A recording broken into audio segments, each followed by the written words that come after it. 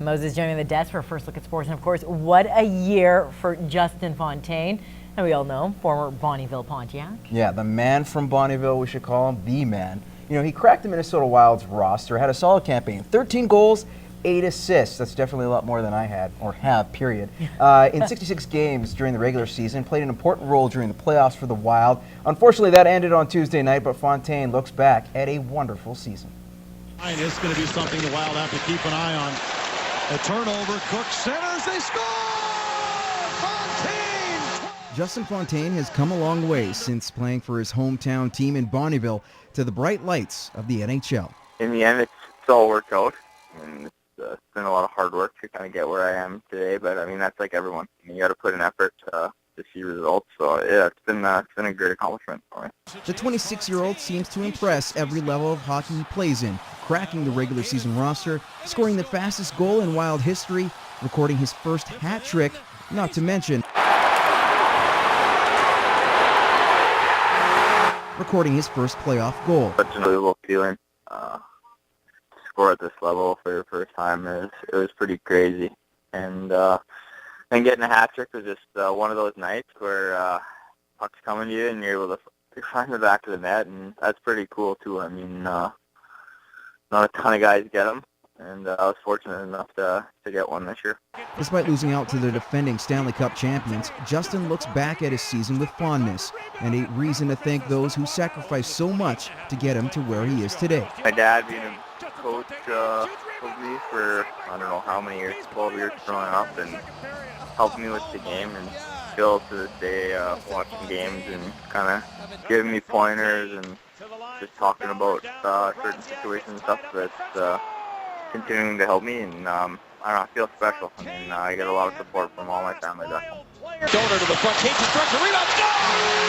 Off the glove of Green, and Fontaine follows up. And the Wild late in the second period with a 1-0 lead. All right, the Wrestlers under-16 girls volleyball team are off to Calgary this weekend for the Canadian Open. Now, hoping to continue her hot season is left side hitter Tara Rozka. Matt Schumont has more. Joining the Wrestlers under-16 squad this year, Tara Rasca spent last season at the libero position. However, when she joined the team, she was quickly identified for her offensive talent and was switched to the left side.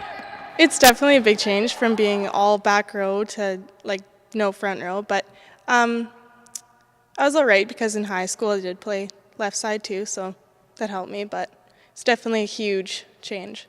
With her great talent at the net, the coaching staff was a little thrown off, saying she should have been on the left side from day one. To me, we saw she had the athletic attributes to do well at left side, and it was just a matter of honing that skill a little bit and allowing her to build confidence at the left side. Now moving to a new position, it took time for Rozka to make the adjustments, admitting it did get frustrating at times.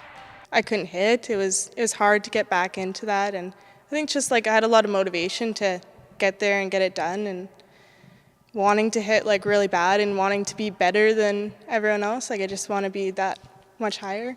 She knows when to push, she knows when to roll, and she knows when she's free to hit hard too, and so she can adjust. And her backcourt game is just phenomenal. All of that libero experience really has paid off in that respect. With her strong season, the Vermilion native was selected to the final Saskatchewan Provincial High Performance Team tryout in late May, where she stands a good chance of securing a spot.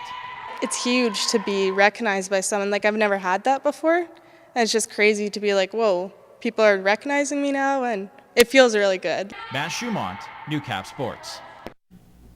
In NSRBL action last night, the Border City Blue Jays were in action, taking on the Macklin Lakers in exhibition play, and we'll pick it up in the top of the third. 4-1 Jays. Brian Hillis hits a liner over the head of Landon Noyes. Boy, that camera work, you definitely know that one went over his head. You can see that catches in 2 runs. Hillis will slide safely to third. He was left stranded. So bottom 3. Jays get 3 of their own. They make that 7-4. The Jays would also tack on 6 more runs after that and take it by a score of 13-4. Now this was the Jays' final tune-up game before the start of the regular season, which begins on the 21st.